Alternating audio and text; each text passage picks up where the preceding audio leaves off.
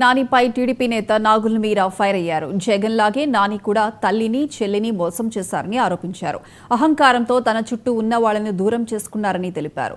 దొంగ పత్రాలతో బ్యాంక్ రుణాలు పొంది మోసాలు చేశారని మండిపడ్డారు. బ్యాంకులను లూటీ చేసి హోటల్స్ కట్టారు. తాను చూపిస్తున్న ఆధారాలు నిజం కాదని నాని చెప్పే దమ్ముందా అని ప్రశ్నించారు. జగన్ నాని ఇద్దరు ఒకేసారి జైలుకు వెళ్తారని జోష్యం చెప్పారు. ఈ డాక్యుమెంట్స్ పెట్టి ఇది కాదు అని చెప్పు.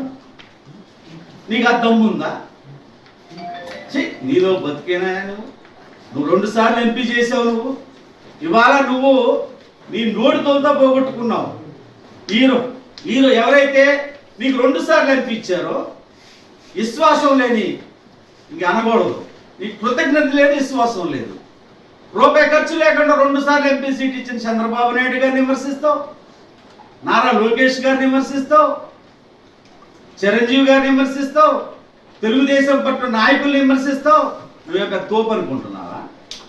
నీ పక్కన ఇవాళ పిలిస్తే పలికేవాడు లేడు. చివరికి నీ తల్లి నిన్ను చీకొట్టింది, నీ చెల్లి నిన్ను చీకొట్టింది. ఏదో జగన్ రెడ్డి శిష్యుడు కదా నువ్వు. జగన్ రెడ్డి ఆయన బాటలో నడిచేవాడు కదా. ఆయన కూడా చెల్లి తల్లి పక్కన పెట్టింది.